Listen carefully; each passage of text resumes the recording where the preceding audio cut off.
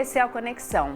12 de agosto é o Dia Internacional da Juventude e o tema desse ano é Transformando a Educação, esforços para tornar a educação mais inclusiva para todos os jovens. Esse pensamento está ligado aos 17 Objetivos Sustentáveis que devem ser atingidos até 2030. Segundo informações das Nações Unidas, nos países em desenvolvimento, apenas 10% da população completou o ensino médio. 40% da população global não é ensinada na língua materna e mais de 75% das pessoas que deviam estar no ensino médio ou são refugiadas ou estão fora da escola. Entre os grupos mais vulneráveis quando se fala em educação estão os indígenas, os jovens com deficiência e as mulheres jovens. E hoje a gente vai tentar apontar caminhos para tornar a educação inclusiva para todos aqui no Brasil. Vamos conversar com Daniel Remilic, que é representante da ONG Redes da Maré, com a Anne Redig, que é professora da Faculdade de Educação da UERJ, e com a Soraya Romano, que é fonoaudióloga e mestre em Educação pela Universidade de São Paulo. Gente, obrigada por estarem aqui com a gente. Já fora do ar a gente já estava conversando um pouquinho, já estava bem bacana, e agora a gente vai levar essa conversa para você que está em casa aí também. Eu queria começar falando com o Daniel. Daniel, a gente está num país, o Brasil é um dos países mais desiguais do mundo, né? E aí quando eu penso e eu ouço falar do trabalho de vocês lá na Maré, quando eu ouço falar do CRIA, eu vi que vocês tiveram e vocês têm um engajamento grande quando se fala em evasão escolar. Qual que era a realidade daquela região e por que a evasão chama tanta atenção por lá?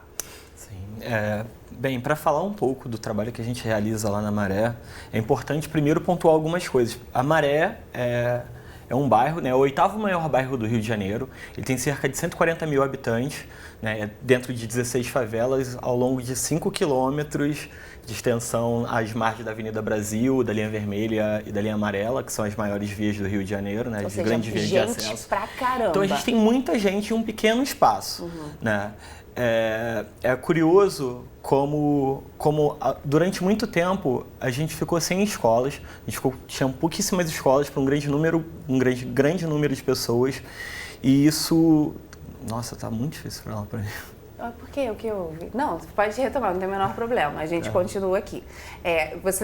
Você falou que é importante pontuar o que é a Maré. Eu acho que quando você diz que é essa quantidade enorme de pessoas que não têm escolas, a gente já vê aí que, além da evasão, vocês tinham também o problema da pessoa encontrar escolas, era isso? Então, não só o problema de encontrar escolas, né? Assim, eu sou fruto dessas escolas da Maré, né? Eu tinha falta de professores, falta de merenda, dentre muitas outras faltas. E isso ocasionava o meu desinteresse também pela sala de aula. Na verdade, estar dentro da sala de aula, era uma professora na frente da gente, né, chamando toda a nossa atenção, clamando por toda a nossa atenção, enquanto outras coisas chamavam nossa atenção, tipo a janela, a rua e outras coisas mais. É curioso como a escola diz que ela nos capacita para viver em sociedade, mas ela em momento algum nos mostra essa sociedade, né? Dentro da Maré, a gente tinha, além dos problemas com a escola, a gente sofre com operações, com falta de postos de saúde, e todas essas coisas também causam problemas para essa nossa formação. No ano de 2017, a gente ficou 35 dias sem aula, e no ano de 2018 mais outros 15. E como isso não reverbera no futuro, né? Se eu perdi 35 dias de aula no ano, como no futuro, quando eu vou ser cobrado no momento de fazer as provas para entrar na universidade, numa escola técnica. Você vai ser cobrado igual da mesma forma que os outros, E é curioso, né? As pessoas falarem para mim sobre meritocracia, falar se eu me esforçar eu consigo, mas quando eu já estou correndo tão atrás, né? E isso é muito difícil para a gente. E aí, quando você conta a sua experiência, faz total sentido a questão da evasão, né? E aí, vocês criaram o CRIA para tentar ajudar nessa questão da evasão? Como é que é? Então, a Maré, né? A Maré de Eliana Souza e Silva, né? A Maré da Dona Helena, a Maré da Dona Orosina, a Maré de tantas mulheres guerreiras, né, que lutaram tanto por esse lugar, para construir esse lugar, e se esforçaram tanto, né? Quando a gente olha na história da Maré, foram as mulheres que começaram esse processo lá dentro, né? Esse processo político. A Eliana Souza Silva, diretora da instituição, ela foi a primeira mulher presidente de associação no Brasil, né? E a luta dessas mulheres começaram a alcançar as pessoas que vieram depois, né? A Redes nasceu a partir de um curso pré-vestibular, quando moradores que conseguiram entrar na universidade olharam e falaram assim, não, se a gente conseguiu, a gente vai ajudar outras pessoas a conseguirem chegar nesse lugar também. E eu sou fruto disso, né? Quando eu me tornei educador, eu pensei assim, não, a gente tem que deixar a marca para os próximos. Então, dentro do CRI, a gente começou numa política de, que tal a gente juntar outros jovens dessas favelas, né, e ver o que a gente consegue fazer dentro desse território. Hoje o CRIA tem 80 jovens, a gente tem 25 projetos que a gente vai fazendo acontecer dentro das escolas, com rap, com poesia, com dança. São coisas que fazem mais sentido para o pessoal. Isso, então. E a gente tenta associar todas essas coisas com aquilo que eles vivem dentro da sala de aula. Então, né, o rap e a poesia com as aulas de português e outras coisas mais, assim, tentando deixar um pouquinho mais atrativo, de forma que eles falam assim, não, pera, isso aqui que eu aprendi na escola eu posso usar assim, ou isso do rap, tem tudo a ver com aquilo que eu estou estudando agora. Faz sentido, né? E aí, a gente estava falando até fora do ar, e eu achei super legal a sua reação, que eu falei assim, gente, mas será que antes de a gente entrar aqui, eu fico trocando uma ideia para ver se eles me contam alguma coisa que eu já trago pro programa. E eu achei super legal quando você falou assim, eu perguntei, a escola então não faz sentido, né, em alguns lugares. Aí você falou assim, não faz sentido para ninguém. É isso, assim, quando a gente pensa em pessoas que convivem diretamente com a violência, como ele estava narrando aqui, e pessoas que convivem com o problema da locomoção, né, quem tem alguma deficiência, pessoas que são LGBT também. Você acha então que hoje a escola, ela tá difícil de fazer sentido para quem já é expulso da sociedade por diversos motivos? Então, na verdade, a escola ela tem um currículo que é muito rígido, né? Pensando sempre no Enem, no vestibular, na entrada na universidade, e ela tem um currículo que assim, é pensado para isso. Então, quando a gente pensa nos alunos, principalmente com deficiência, que apresentam uma dificuldade muito grande no aprendizado, vamos pensar nos alunos com deficiência intelectual, deficiências múltiplas, em que eles têm um tempo que é diferente dos demais, eles precisam de uma escolarização diferenciada. Esse currículo não cabe. Então, a escola, naquele momento, pode não fazer sentido para ele. Por isso que a gente sempre sugere em pensar em um plano educacional individualizado, em que eu tenho, naquele momento, uma individualização do ensino, né? Ou uma flexibilização curricular, em que eu tenho um conteúdo em que é para ser dado, mas, ao mesmo tempo, o que faz sentido para aquele aluno naquele momento. Hoje a gente encontra, às vezes, alunos no primeiro ano do ensino médio que não sabem ler e escrever ainda. Então, não faz sentido as matérias que ele está aprendendo ali, porque o básico ele ainda não aprendeu. Então, a escola não tem sentido nenhum. E aí, quando você chega nesse local, né, que você vê um aluno que não sabe ler e escrever naquela série, gente, como é que deixa chegar nesse ponto? Exatamente. O que aconteceu? E aí, a gente cria um buraco muito grande nesse percurso formativo, em que eu não sei mais dizer se ele está com essa defasagem, né, essa dificuldade toda, porque ele não foi ensinado, porque o processo de ensino-aprendizado foi muito complicado, ou se ele tem uma dificuldade muito grande em que ele não avançou. Então, ele chega num momento em que eu não tenho mais como definir qual é a situação em que ele está, mas eu não posso empurrando ele, passando ele de ano, sem que ele aprenda. E aí, uma coisa que lá na UERJ a gente trabalha muito, que é o processo de transição da escola para uma vida independente, em que a gente pensa não o que esse aluno não sabe, o que esse aluno não pode, quais são as dificuldades que ele tem, mas quais são as habilidades e os interesses dele, porque cada um tem um potencial, né? Tem uma habilidade, sendo pessoa com deficiência, sendo ou não, né?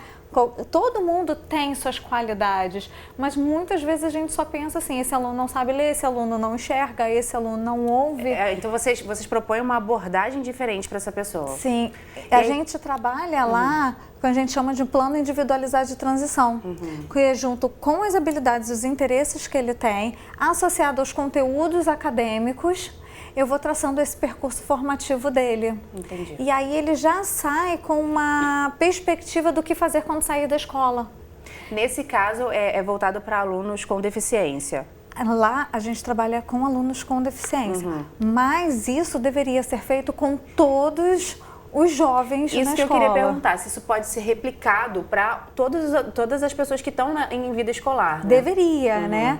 Mas assim, como a gente não consegue dar conta, a gente não tem braços para tudo, a gente está começando a fazer algumas pesquisas com os alunos com deficiência para mostrar que isso é possível e quem sabe no futuro a gente não tenha um programa desse para todos os alunos.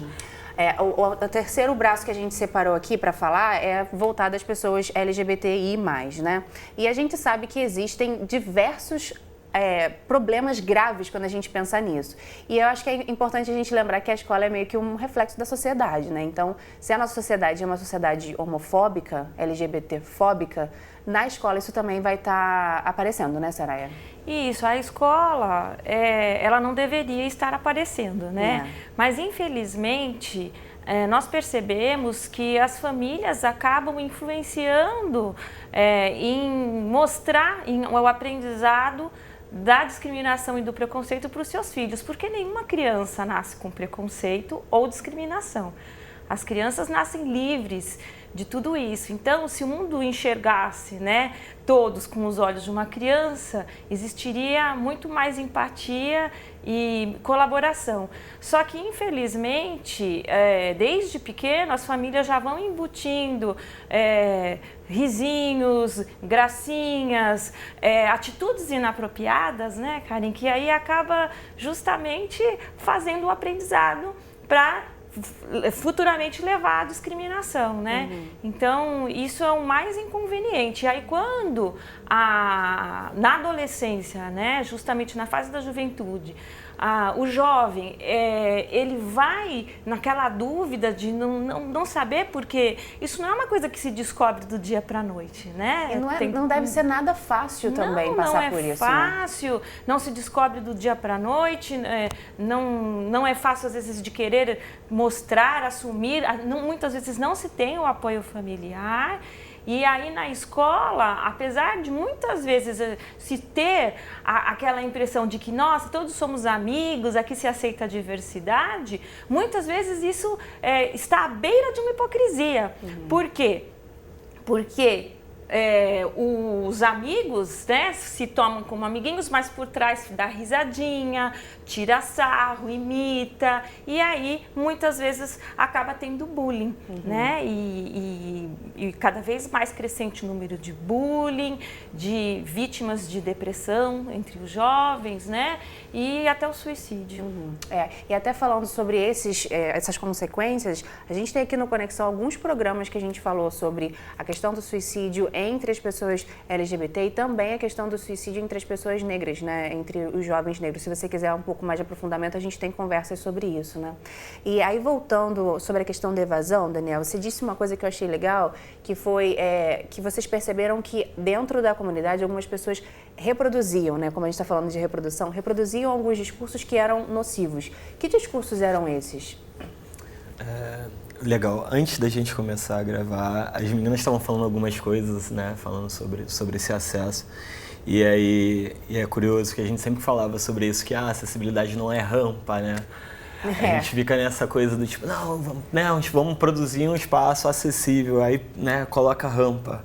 E não é isso, né? Não é rampa, tem outras coisas, né? Uma pessoa cega... São várias dimensões, São várias dimensões. A mesma coisa nessa questão de gênero, de sexualidade, né? Quando a gente fala que é uma pessoa gay, não é só isso, existem outras coisas, né? Por isso que agora se mudou, né, a sigla, né?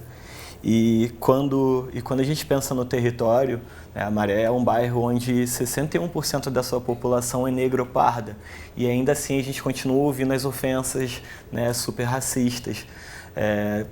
Boa parte da Maré também tem um número muito grande de LGBTQI+, né? À toa que a gente tem a parada LGBT da Maré, que teremos esse ano. Já, né, conseguimos recursos para conseguir realizar esse ano. E mesmo assim, com todo esse trabalho que a gente ainda realiza lá dentro daquele território, as pessoas ainda assim costumam ser homofóbicas, machistas, né? E isso é bem ruim, né? Que isso acaba gerando vários problemas, né, no desenvolvimento desse ser humano, né? As pessoas que quando... né, não consegue arrumar emprego algumas vezes por conta disso. E aí a gente costuma ver esse pessoal trabalhando em cabeleireiro e outras coisas, né? Os rapazes negros também têm um índice muito grande de desemprego entre o jovem negro morador de favela.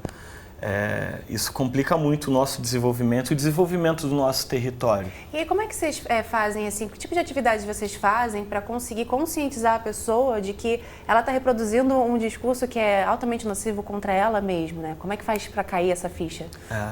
Isso é legal, porque a gente tem separado algumas coisas. Hoje a gente discute muito de espaço seguro. Então a gente faz alguns grupos, né, com jovens e a gente começa a discutir coisas, inicialmente tentando deixar aquele espaço seguro para que ele consiga se expor e colocar suas dores. E aí, né, cada um compartilhando um pouco das suas dores, vai sensibilizando o outro e o outro entendendo assim, caramba, eu tenho problemas, mas eles também têm problemas. E aí começa a apontar como a luta de um também pode ser a luta de todos. E aí, dessa forma, a gente começou no meio das rodas de rap, que eram espaços super machistas e homofóbicos, a gente começou a juntar com a galera do movimento LGBTQ e começamos a fazer rodas com essa temática e discutir esses temas em outros espaços, assim como algumas lutas a gente começou a levar para outros territórios, fazendo com que as pessoas tivessem um pouco mais de sensibilidade sobre a luta do outro e de que forma eu também posso ajudar e contribuir para isso. Muito bacana. Eu queria até mostrar um exemplo aqui, sobre até essa questão do bullying homofóbico, tá? A gente vê algumas histórias muito tristes mesmo relacionadas a isso, a gente está super falando sobre essa questão, tanto na mídia quanto na internet também. E aí vem um exemplo muito positivo, é até o segundo vídeo que eu coloquei, Bernardo, para a gente mostrar agora, que fala sobre o bullying homofóbico e a experiência de estudantes que passaram por esse preconceito lá em Pernambuco. Esse vídeo foi feito pela Secretaria Estadual de Pernambuco, que criou uma agenda para debater a questão da orientação sexual dentro das escolas.